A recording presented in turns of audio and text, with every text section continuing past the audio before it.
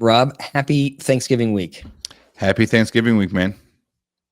I wanted to start this Thanksgiving episode off with a Reddit feed that I found exceptionally interesting given the holiday. So will this be a Am I the Asshole Thanksgiving edition? Well, it is not Am I the Asshole? It's under the best of Reddit. I found it under best. Oh, no. It's under relationship advice. Sorry, I'm not much of a Redditor, so I didn't know how this works. Okay. This is under relationship advice. Got it.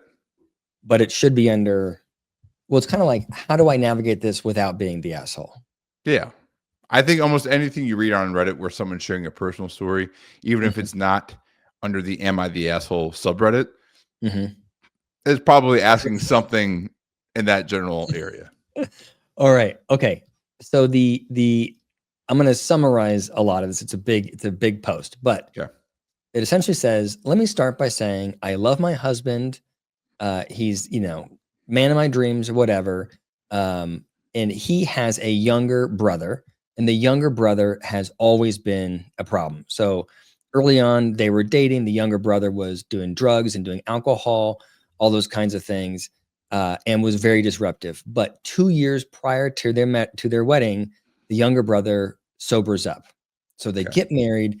The younger brother's at the wedding. He's at the reception and thinks, this is a great time to play a prank on my new sister-in-law. Uh-oh. At the reception, he gets a half can full of red paint. And when she comes out, the bride comes out of the bathroom, he throws red paint all over her dress. All over her dress, ruins the whole thing. That's some like Carrie shit. Yes. She did not think that was a very funny prank. You don't say. He was very upset. So she says we should call the cops and get this guy out of here. Real quick, was this at the reception or at the wedding? Reception, after the wedding. All right. And that's barely any better. Okay. Yes. Yeah. Well, at least he waited. Sure, right. If we're looking for upsides to this guy, silver lining. He ruined only half the day, not the full day. Yeah. So the groom does the right thing, kicks the brother out of the wedding. The bride goes to a friend's house, gets a new dress, showers off, whatever. They finish the wedding, and she says, "I'm never going to see this guy again." And it's been a couple of years since then. She won't hang out with him at all, and that means that she doesn't see him at Thanksgiving or Christmas. But her husband is saying, hey, I only see my family for the holidays. And if you're not letting me see them at Thanksgiving, it's all I have is Thanksgiving and Christmas. So she's thinking, okay, well, maybe this is okay. Well, then the brother, out of the blue, sends her a dick pic with the caption, I bet mine is bigger than my brother's. So she's looking down the barrel of Thanksgiving and the Christmas holiday with this charming new brother-in-law. And the question for you, Rob, is what should she do? Oh, God. So can we assume that the dick pic arrived close to the holiday season? Yes. So so let's just say that, just for sake of our discussion, let's just say it's the week before Thanksgiving. And, it didn't describe, like, the one question I had was, well, is it bigger than the breast? Really, she's really leaving us on a cliffhanger right now. I mean, that may have not been her point, but I'm really disappointed that she didn't close that loop. What should she do? Because before you mentioned the dick pic, what my first thought was, hey, she needs to talk to her husband and say, all right, you want to do this? That's fine. But I need to clear the air with this guy. Like, the assumption is she has not spoken to him for 2 years? Yes. Okay. Yep. So I need to clear the air.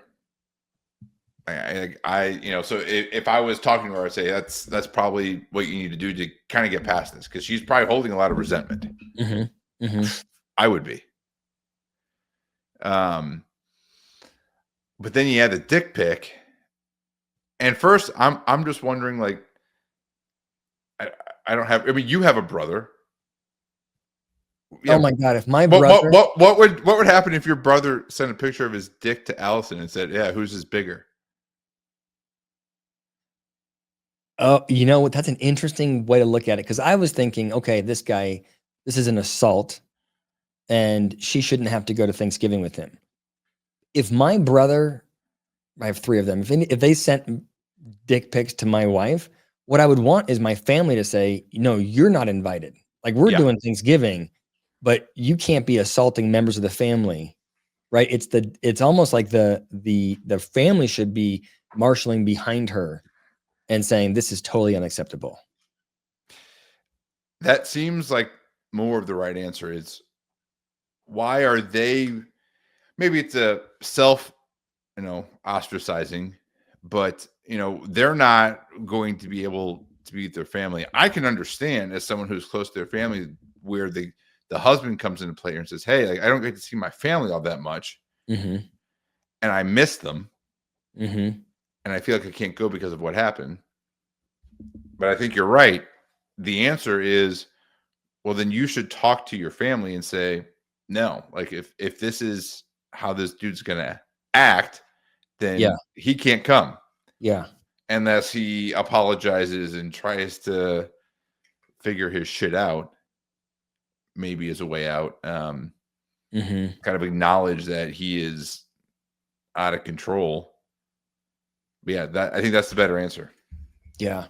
If you're her, and how do you understand this brother, the behavior? Like, how would you psychologically, what's going on with the younger brother? I have impulse control. Yeah. There's certainly something there. I mean, being able to manage emotions and impulse control. I mean, just given some of what you mentioned before, what he struggled with, there could be a history of just, I don't know how to handle myself and I don't know Mhm. how to manage my impulses. Mhm. Yeah, my guess would be, I mean, like, I guess the question is, well, why is that the impulse? You know what I mean? Like, it's one Correct. thing to not be able to control your impulse, but the fact that you're like, "You know what I'd like to do is send a dick pic to my sister-in-law," is a weird move. Yeah. But I wonder if it's I mean, if you think about the 2 times, so he's got to your point, an impulse control or like a emotion regulation issue, Hmm. just with, like, the drug and alcohol abuse or whatever I don't know what the past is, but Yep. I'm just making assumptions. Right. But I wonder if he's not doesn't maybe he doesn't have a serious relationship because of his past behaviors. He feels lonely and isolated. Then there's a wedding. He can't cope with the distress of being the brother that's not married. Can't cope with the loneliness. Feels a lot of shame and guilt as a consequence. So then his reaction to that is, I'm going to create a scene. I'm going to distract me from me by throwing the paint on her. Mm. I'll create now the discussion's about the paint, and she can't take a joke, and I'm really funny, or I ruin the wedding, whatever, but that means that I'm focusing on something like my behavior, not the fact that I'm really lonely. Yeah. And I wonder if it's been a long time since the holidays. He hasn't seen his brother, hasn't seen his sister-in-law, again, feels deep shame about it. And instead of calling her and saying, "Hey, I'm really sorry," he goes, I'm going to create a scene, and I'm going to feed that part of my brain, the distraction part, the dopamine hit Yep. that I need versus actually working on the relationship. So he pulls off this wild behavior. I mean, it's Yeah. a very self-destructive It is. approach. But does that make sense the way I'm thinking about? It does. It does. And that could certainly be the case. But yeah, it is a move. Yeah, because to your point, there's so many things you could do Mhm. to to achieve that goal. Why is it a dick pic to your sister-in-law? It's there probably is not much of a worse move that of all the moves you I could pull. I don't know. I don't know what you could do. Yeah, that would be. I mean, other than like a physical altercation, I don't know what else you could do that would be much worse. Mhm. And what he's thinking that's going to achieve. Yeah. Like it also sounds just so immature. Like I guess that I'm picturing this guy as like a 20-year-old dude. Yeah. Yeah, I don't I'm yeah, she's 27. I mean, I think he's probably her age. She's married to a 32-year-old that's his younger brother. So So I mean, yeah, he's not like, I mean, no excuse. And yeah, the maturity hypothesis may not hold true there if he's mid to late 20s. Yeah. But yeah, I think to answer the question, that's probably more the move is the family rallies around her and her husband and says, hey, younger brother, figure your shit out or you can't come. Do you think that she should advocate for herself with the family? I guess it depends on how strong her relationships are with the family. Yeah. I guess the next question there becomes, what if they say, no, we're not going to do that? Yeah. Then I say, don't go it would be the way I would look at it. And I would, and I think she should give I almost think this should not be an issue because her husband should have stepped up by now to make that the move. Yeah. She shouldn't have to, the person who was abused shouldn't have to advocate for herself to get supported by her husband. Right. Yeah. So I think I am decidedly in not the asshole. Yes. You are not the asshole. Yeah. There's nothing she could do to be the asshole in this case. No. Yeah. I don't think so. Well, that was a good one, Dave. She will leave that and hopefully she'll go to Thanksgiving without the brother, and she will be thankful for the fact that she has a more comfortable holiday to go to. I think so.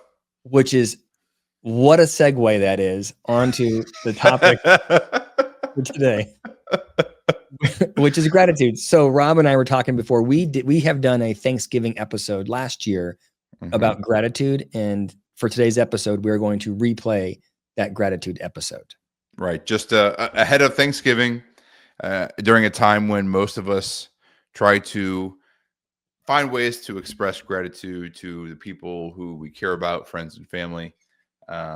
We thought we would replay that episode for you here, and just kind of set it up. But before we do that, Dave, I think I'd be curious to hear, what are you thankful for? What are you thankful for this year? I know in the episode I prepped a little bit. You mentioned that this is something you do pretty routinely, that Allison really enjoys these types of conversations around the Thanksgiving table. What are you going to say this year? And then I hate it because first of all, you're just wanting to be the first person to answer it. So I can say, I'm really thankful for family and friends and our, health and happiness. On to the next person. Because if you're at the back of the line, you can't say if family also moving on. You got to have some kind of novel thing. So let's make a rule that you and I you don't have to, but I think that's the move. So let's make a rule that you and I cannot say family or health. Okay.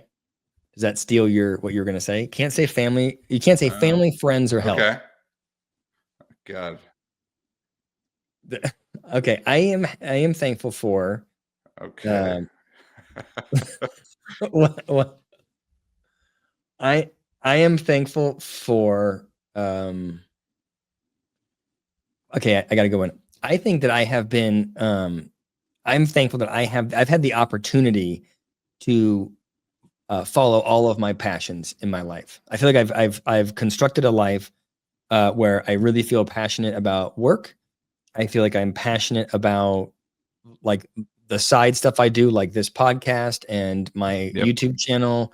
I feel like I can follow whatever creative thing I'm interested in. So I'm doing a newsletter. This year I got into bow hunting. And I was able to throw myself into that. And I have the time and the flexibility in my life that I can do all of those things, coach kids sports, whatever it is. I have the ability, I have the time and the people, the infrastructure around me to make that happen. Damn, that's a good one. Oh yeah. Shouldn't let me go first, Rob. I know. All right. So I can't say family, friends. Well, you can say something nicer about me than you did last year, if you want. Yeah, I do encourage you all to listen to last year. There's nothing else than I can remember thinking for quite a long time what I was going to say when we started talking about this last year, and I was pretty proud of myself. All right, so no family, no friends, and I can't repeat what you just said, which is a really good thing to be thankful for. what else am I thankful for? I guess for me, it would be, this is maybe piggybacking on you too much, but being thankful for just kind of the opportunities that I have. Actually, here's a better one. I guess I am thankful for being encouraged to focus more and slow down on the things that happen on a day-to-day basis in my life, as opposed to always searching for some new dopamine hit, some new experience. So I tend to be a bit more that way. I like to go from one thing to the other pretty quickly. I need a lot going on in my life. And I think that's good in a lot of ways, and sometimes not so good when, especially for me as a parent, is like, enjoy what's going on now. Appreciate the fact that this is a discrete point in your life.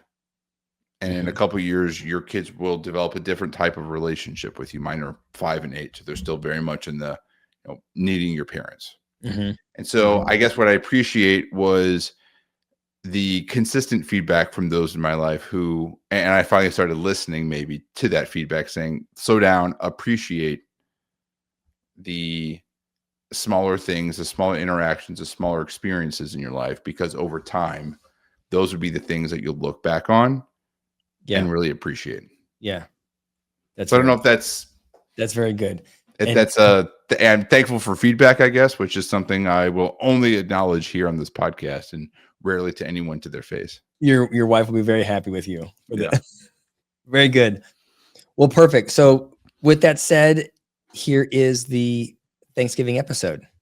Happy Thanksgiving, everyone. I've come to realize that I really overestimated your talent and ability. And so I'm thankful that you've made me feel so comfortable and talented doing this year. So thank you. That is very sweet, Rob. That very sweet, very on brand.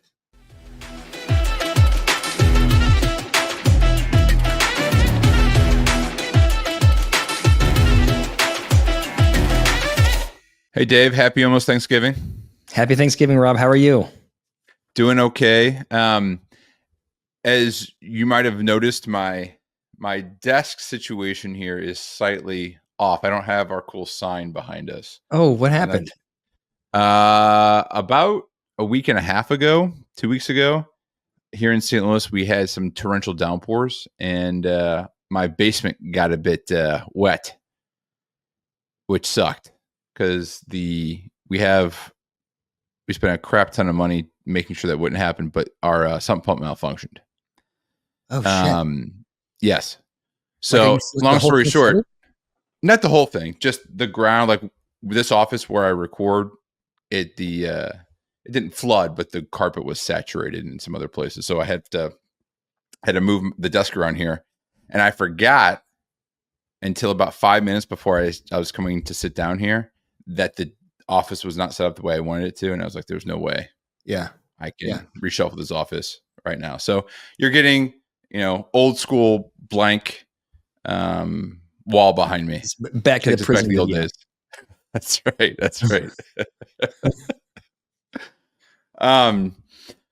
So we started with Thanksgiving, Dave, and I think that's going to be the theme of our show today. Because when this is released, it will just be a couple days before Thanksgiving. And as is the case, I think, for many families, one of the things that I want to know about from you is, what are your Thanksgiving traditions? Specifically, are you one of those families that go around and say what you're thankful for? Do that with your family, with your extended family, with your parents? Or is that not something that you do? We do that only because my wife makes us do that, but I really resent the fact that she does. We have some good traditions and some less than spectacular ones. Okay. And I would put the "what are you thankful for" in the less than spectacular category. When you answer that question, is it genuine or you just make shit up? What happens is the first person, you're trying to be the first person to go. Yep. So that you can say, I'm so happy that you're all here. And I just am so thankful for my family. But what happens is if you're like at the middle of the table, we do it at my house. So usually I'm at the head of the table. And so like it goes around everybody and then it gets to me and I'm like, Aunt Barb said it really well. I'm kind of like Aunt Barb. I'm really grateful that you're all here. That's how so I'm just like trying to survive it so people don't think I'm an a-hole is my typical strategy. Right. So not only do you not have much to say, you're the last of 15 people to say it. So there's nothing left. Yeah. Okay. Yeah. What about you? We don't really do that. We've never, it will happen sporadically or someone might remember one year to do we have, I still meet for Thanksgiving and Christmas with extended family. My mom's, like my aunts, uncles, cousins, and dad's aunts, uncles, and cousins. But for both sides, that's never really been like a consistent tradition that we had. Mm-hmm. What traditions do you have? Do you have a tradition? Other than eating turkey and accompanying sides, there isn't really much of it just kind of the routine Thanksgiving type stuff. What about you? Do you have anything else? Yeah, we do a couple of things. The favorite thing that we do is we have a trophy that's given to the person that brings the best dessert. And so everybody has to bring a dessert, and then we have like a scoring sheet. So you like bring your dessert and you prep it in my office, which is like adjacent to the kitchen. You prep it there, and then somebody else comes in, doesn't know who prepped which one, and brings them out so that there's total anonymity. And then everybody goes with a fork, and you have a scoring sheet like you're tasting wines, and you score it on taste, on creativity, and on presentation.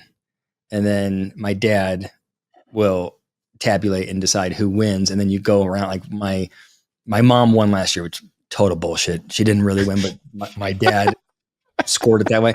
But she won. And so for the whole year, she gets this trophy, and that gets passed around the family. I love that. At some point, if I ever host Thanksgiving, which I don't, but if I do, I am stealing that. I think that's great. And it also makes really complete sense why you like that too. That is so down your alley, right? Make something competitive. Yeah. And then we spend the whole day talking shit about how everybody's pie sucks, or, this one had no structure, or, you didn't make your crust, or whatever it is. And it's good fun. So as opposed to expressing gratitude to the winner and acknowledging their baking prowess, you just talk shit and make fun of them. Yeah. Yes. Got it. Okay. This is how we hug. Okay. Yeah. I like that. Well, we're going to talk a bit more about gratitude today. So 'tis the season. It got me thinking about gratitude. And this is actually something that, at least in my working with some leaders, I have talked to over the past decade of doing this job. I've talked to a lot of leaders about gratitude before and encouraged some of them to engage in some of these activities related to gratitude. And so I want to talk a little bit more about what it is, how I see it, the benefits of expressing gratitude, expressing thankfulness. Sometimes some of the downsides, at least that I see, at least in a organizational setting at times, but sometimes just in a social setting, interpersonal setting to all this. And then at the end, we'll see kind of what do we recommend as it relates to gratitude. I'd like to tell the folks listening what our thoughts are. Deal. I'm in. Okay. I'm curious though, do you encourage people that you work with to engage in some of the gratitude practices? I don't. I know that there's it's very in vogue in our line of work to recommend a gratitude journal. Mm-hmm. And they make my stomach turn. Like, just the idea of it, I just struggle with. I just struggle. I know, but the data, I believe, and I think you'll tell me, the data is overwhelming that it's really helpful. It is. Yeah. It is definitely a best practice, and I don't know why I don't like it, but I struggle to tell people to do that. And so, no, I try to find any other solution other than a gratitude journal, because it just seems so simple. I can't believe it actually moves the needle. So Yeah. I mean, again, we'll get into it a little bit later on. You and I might at least directionally agree on some of this at times. But before we dive into that, I guess I just want to make sure people understand what we're talking about here. So when I think of gratitude, or sometimes the wording that's used is practicing gratitude, again, the Thanksgiving example I think is a good example. I would define it as showing appreciation. And I took this from a definition I found, but showing appreciation for the things in your life that are going well and are positive. In other words, feeling grateful about one's lot in life and outcomes. And so it's, again, just an acknowledgement of what's going well. It comes from a branch of psychology called positive psychology, which essentially came up. I'm not going to go into it all, partly because I don't know all the history, but all I know is, it started a couple of decades ago because psychology for a long time was rooted more in mental illness and what's not going right with people and trying to fix them. And so positive psychology came along a couple of decades ago and saying, well, in addition to focusing on that, let's also focus on what is going well. What's the positive side of things? I believe the godfather of positive psychology, his name is Martin Seligman. I think that's right. Is that right? That's right. Do you know that was on one of my comp questions? Was you had to name 5 sort of godfathers of counseling psychology, and I selected him. Then my chair, I'm gonna get angry. My chair brings me in and goes, "You didn't study at all for your comps, did you?" And I go, "What do you mean?" And she goes, "Seligman was a clinical psychologist." I was like, "Oh, come on!" But why couldn't you talk about a clinical psychologist? Because I'm a counseling psychologist, so they wanted us to know who were the counseling psychologists that did. But I would argue that this is very much in alignment with counseling psychology. Positive psychology is much more in alignment with counseling than clinical psychology. Anyway, so I got a thrashing. I had to do a rewrite on that question because I picked Seligman as one of my people. So this is the reason you don't like gratitude, because you got a lot of anger. Grad school, right? You got a lot of anger. I mean, you got a lot of anger in general, but you got a lot of anger about it. Yeah, that's right. That makes sense. That makes sense. Yes. So again, there's I think a lot of focus on this, like I was saying, because in general, psychology can be a bit more focused on the negative. And I think you've mentioned this concept before, and we've done a couple episodes about biases, but I think this relates to like a negativity bias. Yeah. Where people tend to focus a bit more on kind of adverse events and negative outcomes as opposed to positive outcomes. Right. Yeah. And I think the idea of positive psychology really changed the field significantly. Right. If they always do that experiment where if I tell you to look around the room and find everything that is whatever blue, you'll start finding all kinds of things that you never knew were blue, and colors that are not quite blue, you'll shade them more blue so that you can name them. Right. And when you're doing that, you'll ignore every other color in the rainbow that's in the room. And it's the same thing, like this idea of focusing on what's going well, especially when you're sort of spinning, if you're depressed or you're anxious. I think the field is, and it's a very powerful sort of a part of psychology. Yeah. I mean, I think it certainly can be, because in general, again, the negativity bias that a lot of people have can be stronger. I'm not sure how they actually quantified this, but in preparation for our conversation today, I found some stat that said negativity is 1 to 2 times more powerful than positivity. In other words, as far as kind of like the strength of the memory of the experience, is 2 to 3 times stronger than something positive. And so if you're already going to be oriented to something negative, and then that negative thing happens, it's going to stick in your mind a lot more than something positive. And you're not as likely to look for something that's going well, that's positive. Yeah. That fits you ever heard of loss aversion? Yep. Like it's the same kind of thing where it really sucks. It's okay if you win something, but if you lose something, it's devastating. What I want to know is how come I need more loss aversion when I go to Las Vegas? You don't have loss aversion? Unfortunately not. So I'm gonna do a quick side thing. So I went and visited some family recently, and was talking to a cousin's son who is like 6 years old. Mm-hmm. And my sister was in the car, uncle was in the car. We were talking, and I mentioned how I've been to Las Vegas recently. And then the 6-year-old next to me was asking, what is Las Vegas and what do you do there? And I was telling him, and it's like, yeah, you gamble. Trying to explain to a 6-year-old what gambling is, and then why you continually do it. Yeah, right.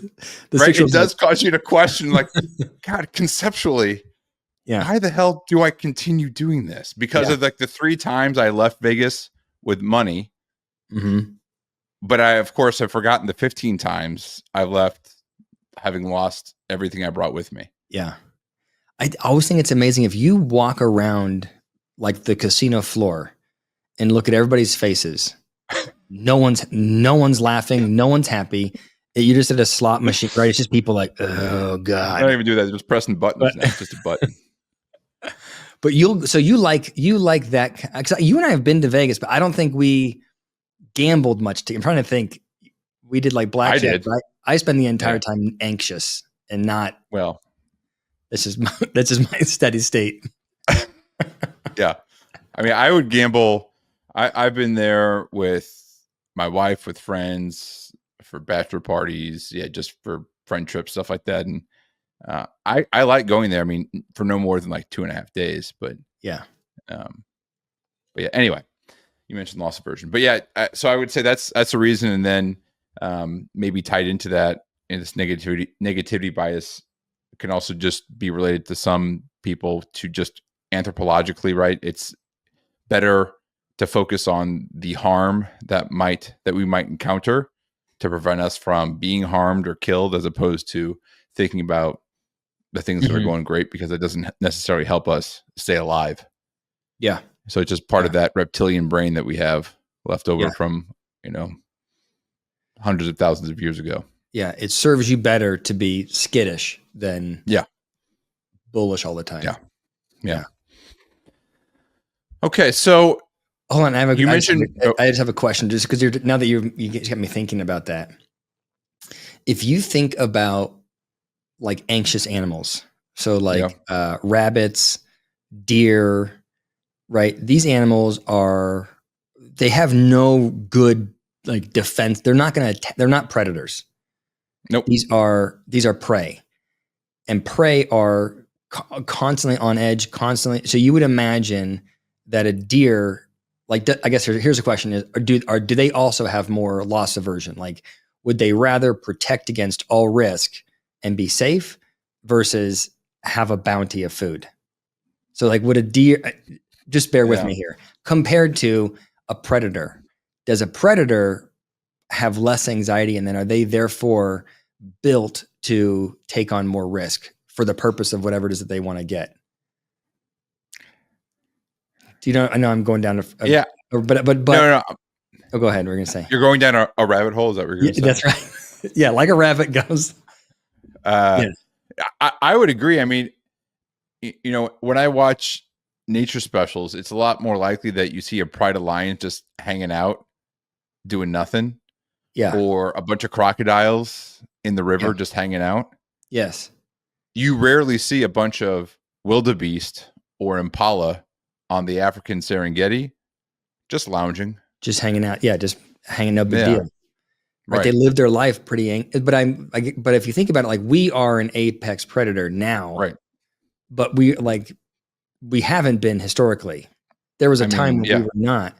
And so I wonder if we're built more skittish, and that's why we have this negativity bias, is that we're built to be anxious about bad things happening. So we avoid risk. And does that make sense? Yeah. I mean, it does. And we may be apex predators as we compare ourselves to other species of animals, but I would say within the past couple thousand years, there's also just, been a lot of killing of each other. So trying to plan ahead for that has also been probably fruitful. Yeah. Yeah. So, yep. Okay. So you mentioned research, and there's a lot of research that talks about the positive effects of gratitude. I'm not going to get all of this, but a couple that I wrote down, that there's a strong relationship between expressing gratitude and being more satisfied with one's life. So the kind of just life satisfaction, sense of well-being. So you get that kind of broad type of concept. And then it goes something pretty deep. There was a couple of studies that indicated that people who demonstrate and express more gratitude get better sleep. Really? You're more sound sleepers, apparently. I'm not sure of the mechanism behind that. Yeah. But that's what the article would suggest. And then there's a lot, of course, so that's more individual and then kind of interpersonal. If I'm like you and I, like if I express gratitude to you, it's supposed to enhance our relationship. We feel closer, especially if then you reciprocate. So it's puzzling to me that we feel like we're friendly, because at least I would never very low. Yeah. Do that for you. Yeah. Yeah. You are a little slow on the gratitude, Rob. I'd like a little more. Yeah. Uh-huh. I think the joke that I make is I'm bilingual in English and sarcasm. So in general, gratitude is a difficult thing for me. Yeah. It does feel a bit too vulnerable. And people who know me well, like, my wife for sure, my parents when I was a kid, I was like that as well. So when we get into why some of the downsides to gratitude or to being overly positive, I would say part of it is probably just my orientation to it. Like to your point, I read everything that the positive side, it makes sense when I do it. It makes me feel better. Yeah. Make other people feel better. But it just feels kind of like, all right. Yeah. Why do you think it makes you, not just you, but anybody feel vulnerable? Why does being grateful for what you have make you vulnerable? I think it's less about being grateful for what I have. I feel most vulnerable and uncomfortable if I express like gratitude for a relationship with someone. Like that feels, I got it. It's overly emotional for me. Yeah. Yeah. I think that's it. Yeah. So I'm just trying to think through it. So you're sort of putting yourself in a one down position. I am thankful that you're in my life because I need you so much. Right. And if you go a step further, like I would ask me, well, is that because you've not had that historically reciprocated? And I would say, no, that's not true. Mm-hmm. I mean, I was a nerdy kid and got made fun of as a kid, but I mean, is that the reason why I'm uncomfortable with it? I mean, it could be. Yeah. Yeah. But there's something else there. Yeah, it just makes me feel a bit too open, too vulnerable. Yeah, I don't like it either. I also don't know what the mechanism is, but I also feel vulnerable and I don't like it. I mean, it just feels too intimate, but I don't know yeah. So I think everyone who's listening can tell that you and I are trying desperately to stay on task and talk about the upsides of it, but are most naturally going back to why this kind of sucks. Yeah. Why? Yeah. That's it. And that's how I feel about it too. Like, yeah. I feel like we're at the table right now and you're like, okay, it's coming, Dave, where you have to say what you're thankful for. And I'm like, God. Yeah. Mm-hmm. Cause it's like cognitively, like, objectively, I feel like what the hell's wrong with you? Just say it, just do it. Yeah. But then it's more the emotional side. It's the discomfort that I don't like. Mm-hmm. But I think sarcasm is another way to demonstrate your affection and closeness to someone. So I think it's great. Yeah. Agreed. So it, gratitude in general, the research would indicate that there's a lot of positivity to it. I think one of the things that people who study this would say that gets in the way, speaking of what we're talking about, and And I thought about you a little bit when I was reading this, Dave. Like, what gets in the way of someone being demonstrating more gratitude? And I've just come to know this about you more over the past 8 or so years that we've got to know each other. It's ego. People who have a strong. I was trying to do a nice cleanup where you might think I was going to say something nice there. Yeah, something sweet. Yeah. Right. No, there's this concept, right? The opposite would be ingratitude, and why people are less likely to demonstrate gratitude or feel it. And it's essentially ego, kind of an arrogance, can sometimes be the reason why someone is less likely to be gracious to someone else, is what some researchers would say here. I think because it's an inability to do that. I think sadly, I think that does make sense. And I think that that's why I don't feel, this sounds awful. I think that's why I don't have a big need to be gratitude. I don't feel like I am missing gratitude. Like you're not getting enough of it. I just don't. Is that what you're saying? I guess let me say it this way. If I would ever recommend that somebody do a gratitude journal, it would be because I think that person doesn't think that they're doing well in life. I think that person isn't clocking how successful they are. I think this person, like, it's not that I think that they're ingrateful or ungrateful. That's not that ungrateful. I think they're ungrateful. I think it's that they're not recognizing that they deserve all of these things. And I think that someone with a big ego, and I guess I put myself in this category, I don't walk around being like, oh, I don't deserve that. I think I walk around being like, yeah, I'll take that. I'll take that. I'll take that. Do you know what I mean? Like, that's my orientation. Yeah. is like a selfish big ego. And so I don't find myself, I think I clock that I have the things that I want to have, and I think I deserve them also. Yeah. Yeah. Which maybe that makes me like a psycho, but I think that's why I'm not drawn to gratitude. I would say part of it for me also resonates when I read that. It's like similar to you. I don't like that it resonates with me necessarily, but yeah, we've joked here before that especially as a nerdy kid who got made fun of, right? A lot of my ego went to my intellect, like my ability to get good grades and be more scholastically oriented. And so maybe in a similar way, like I feel that way, that I'm pretty strong there at times. And so I don't need a lot of acknowledgement. Right. Yeah. So if I said to you, you should be grateful for your education, you might like psychologically be like, well, but I'm smart and I do well at school. So of course I deserve the education. Do you know what I'm saying? Like, does it help? Do you get there like, oh, I earned that thing because I'm this way?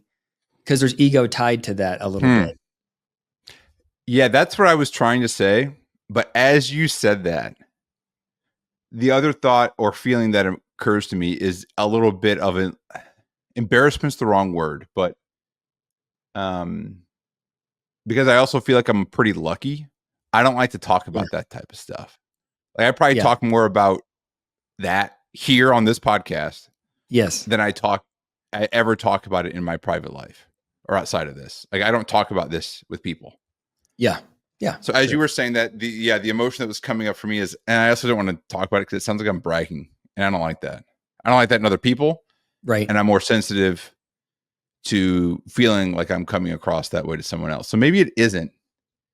I mean, there's probably partly ego there for me, but maybe it's not as much ego as I came into this conversation thinking. Okay, so there's part of it. I think there's kind of there's two levels to it. So when you talk about like somebody who, let's go the other way. If I said to you, who is someone that you would want to do a gratitude journal? It's about what? Like I would do a gratitude journal about that person, or someone I would suggest to do one. They're your client. You're like, you need to be more grateful. It's either someone who doesn't recognize, it's someone who doesn't recognize what they have.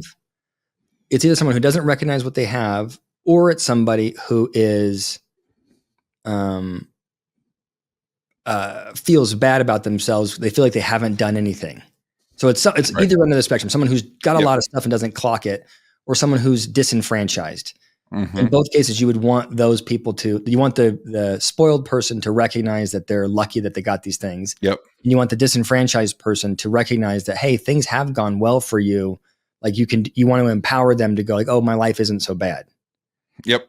And I guess on the other end of the spectrum, someone who wouldn't be drawn to a gratitude journal, it could be because they feel overwhelmingly grateful and they're lucky to have had the things that they've got, which is what it sounds like you feel.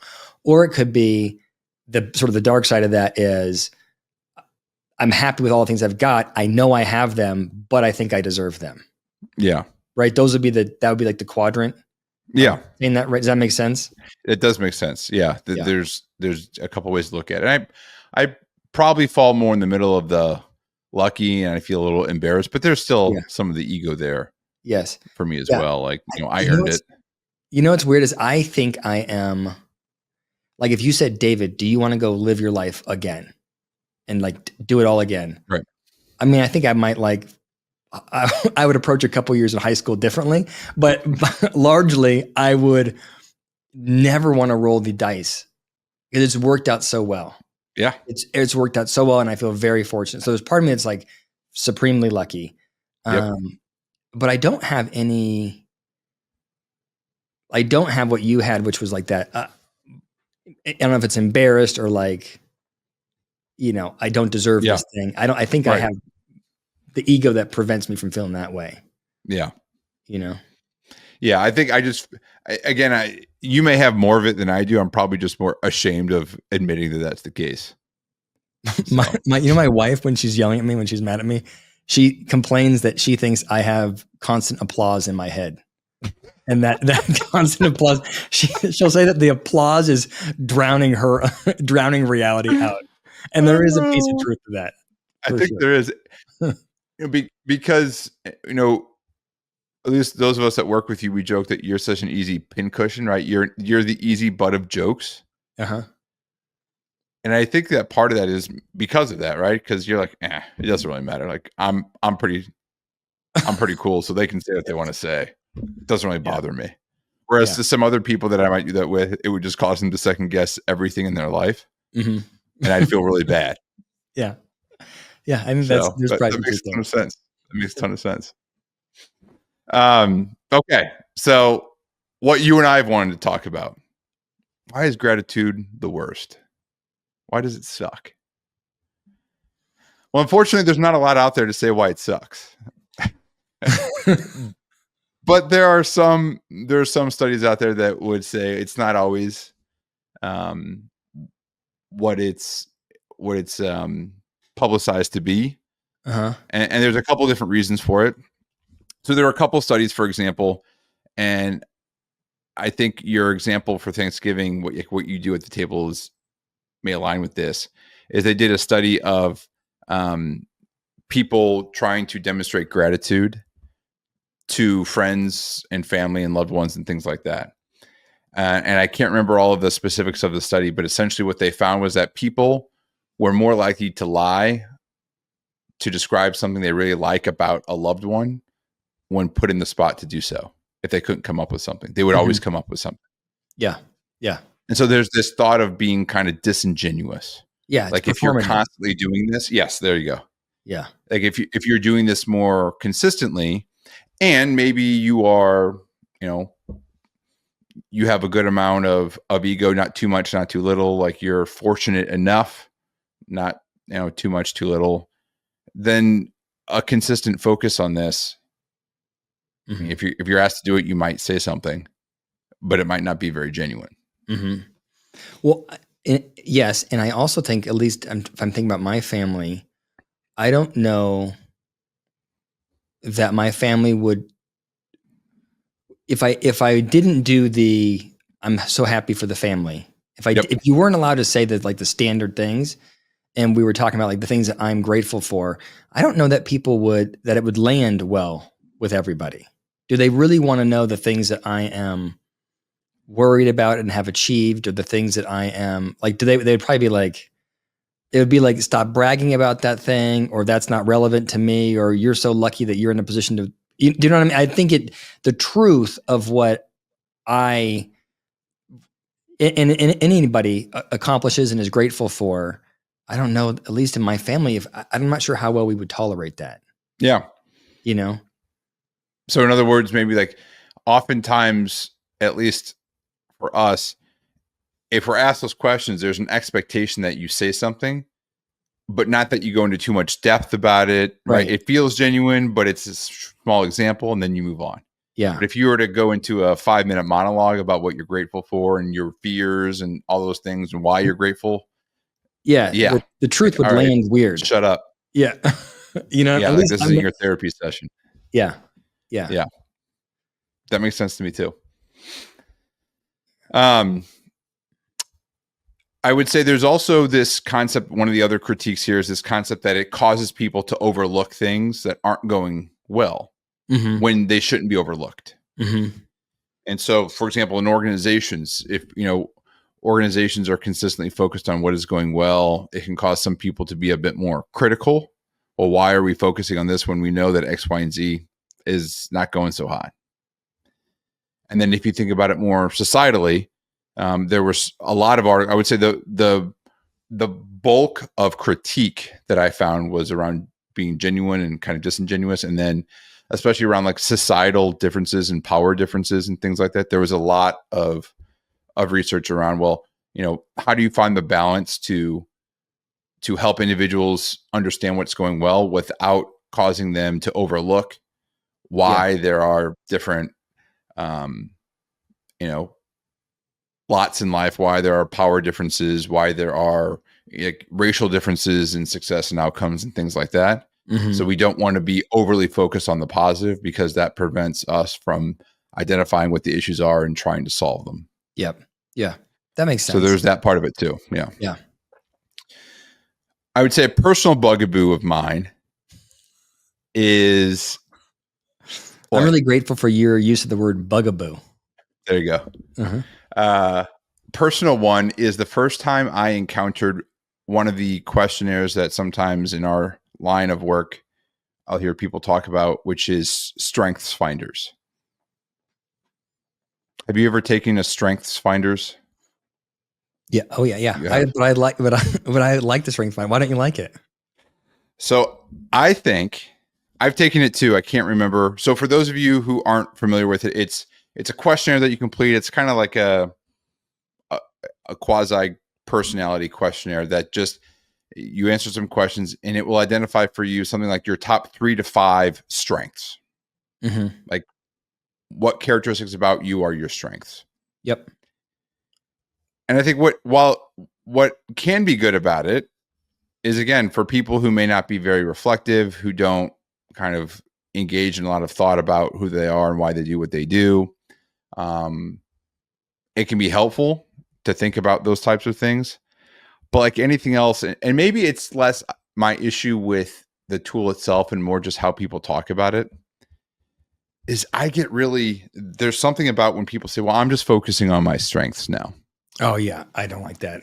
Yeah. So it's like, yeah, go ahead. Which is the theory underpinning the Strengths Finder is just that instead of you worrying about what's wrong, let's figure out what you're really good at and lean into that thing. And so I got this wrong, but it's something like there's 4, I think, quadrants that the strengths roll up into. Like one is relational, one is, I don't know, inquisitive, one is whatever, organizational. I don't know. There's like 4 categories. Right. And you usually load up, like your top 5 or top 3 strengths will load up into, 1 or 2 of those global buckets. Right. And so people will go like, I'm a relationship person and that's just what I'm going to do. And then they lean into the relationships and then they're overlooking some gaps potentially. Yeah. And I think that's the thing is, well, I'm focusing on my strengths. Well, I mean, okay, focus on them. What are you overlooking? Because that's where your focus is. And is that what you're looking to do? Yeah. Like if you're very relational, that's great, but are you getting your shit done? Or if you're very conscientious, that's great, but you want to be a leader of an organization and no one likes you, well, it doesn't really matter how conscientious you are. You're not going to be a good leader. Yeah. So I think that's part of it too, is that it feels like it gives people permission just to focus on the things that they think they're already good at. Yeah. And some people may need that. Again, from my perspective, doing the work that we do, working with people inside of organizations, that can be fine at times. But sometimes I feel like I hear that and it's more of a defense mechanism of saying, no, I'm going to focus on what I do well. Yeah. Well, that's your decision. Just know what you're doing and what you're giving up if that's what your decision is. Yeah. I think you and I see that the exactly the same way. I like the Strengths Finder because I think it can be empowering. And I agree, it makes sense to, if you like doing something, you're good at it, you should lean into it. But I don't like this thing that I see in so many client organizations where people get a little bit of an attitude of like, this is me, deal with me. Yes. It's the same thing like with the Myers-Briggs. I'm an ENFP, so figure out how to deal with an ENFP. And I'm not going to, whatever. I'm this kind of strength. These are my strengths. So, And it's like, no. That is not the way this tool should be used. No. Yeah. So I would say, again, those were the two biggest critiques of it. Now I'm not sure that those critiques mean that, again, as we've talked about, people shouldn't focus on this.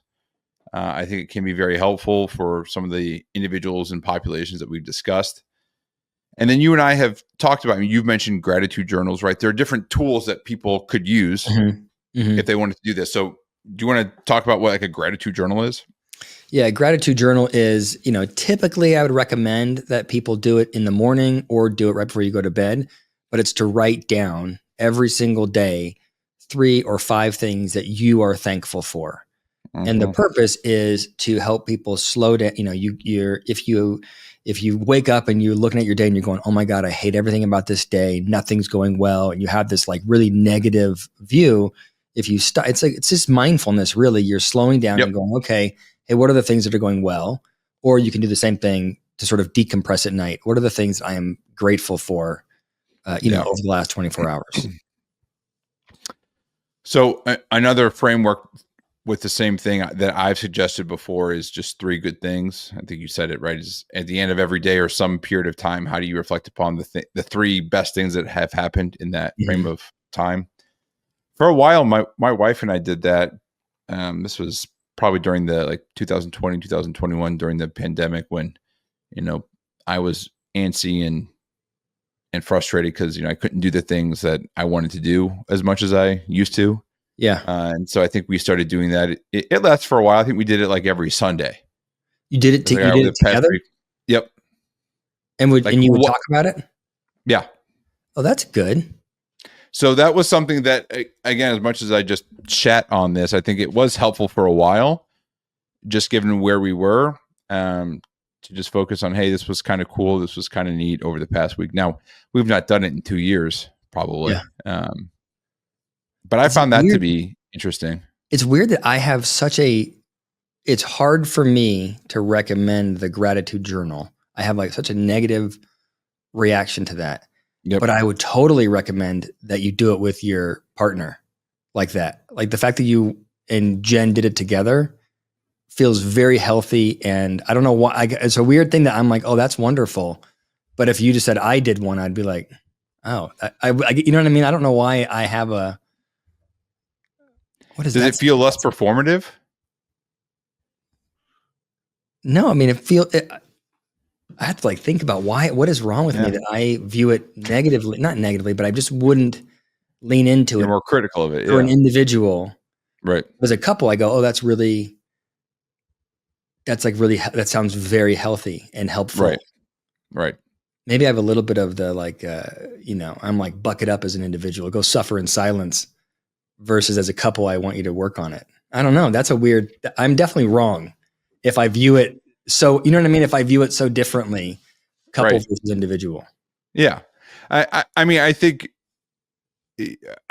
those who are listening or watching this week, are probably coming away that we're both somewhat emotionally stunted because of our reactions to this. Yes. We're not going to win any therapist award after this. Yeah, that's right.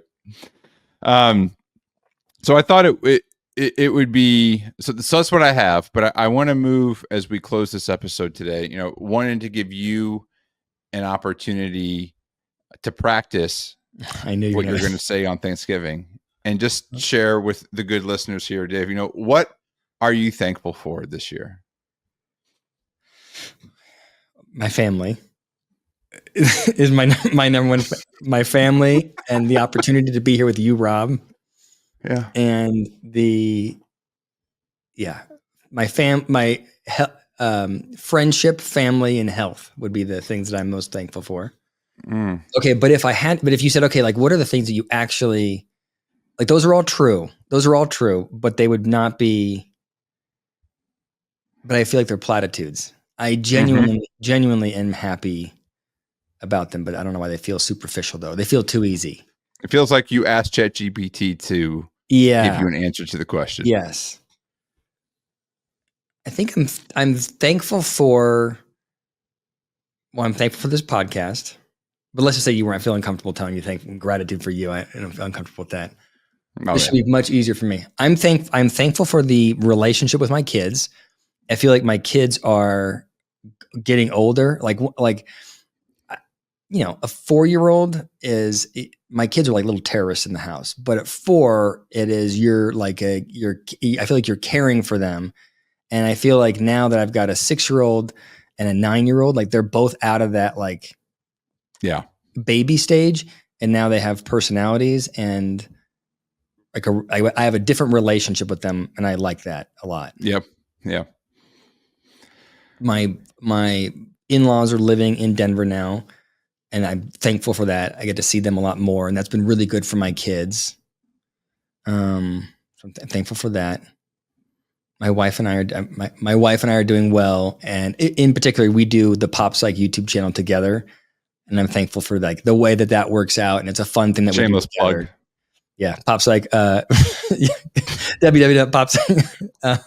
And I am sincerely thankful for this new channel, Shrink Space, and you, Rob, for forcing me to answer the question.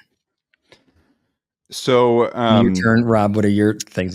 I was unprepared for the level of thoughtfulness and detail that you just just shared there. See, right now it's going around. I was hoping that I would catch you off guard, and you would have stopped at my friends and family and shit.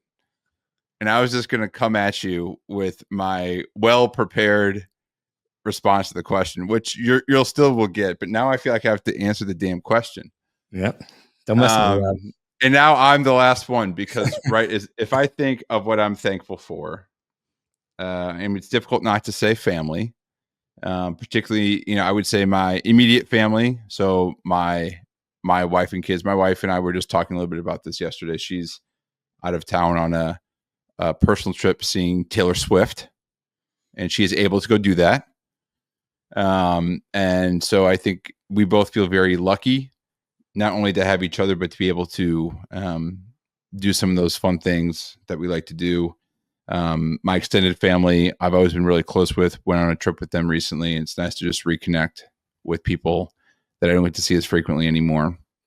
I would say that I feel pretty lucky doing the work that you and I are able to do, because I think it's fun. There's a lot of people who will complain about their job, and I don't, not one of those people most days. So I feel pretty lucky about that. And then, of course, the podcast in general. This has been a lot of fun over the past year, but I did want to save kind of a special shout out for you, Dave. I'm thankful and appreciative to you, in part because when we started this podcast earlier this year, I was nervous. I think in part because you mentioned your other show. What the hell is it called? Pop Psych. Pop Psych. And so, but you have a lot of experience doing this, and so I was a bit intimidated by that. But I want to acknowledge that over the past 13 or so episodes, I've come to realize that I really overestimated your talent and ability. And so I'm thankful that you've made me feel so comfortable and talented doing this year. So thank you. That is very sweet, Rob. That very sweet, very on brand. No, Dave, I've appreciated it, man. Of course, this has been great. So if you'd like to show your gratitude to Shrink Space this Thanksgiving, please subscribe to us on YouTube, Spotify, Apple, wherever you listen to us. We are at Shrink Space Show. You can also find us on email. You can email us your ideas, feedback at shrinkspaceshow@gmail.com. Dave, that's all I got for you. Thank you, Rob. Awesome. Happy Thanksgiving. Everyone. Yeah, right back at you.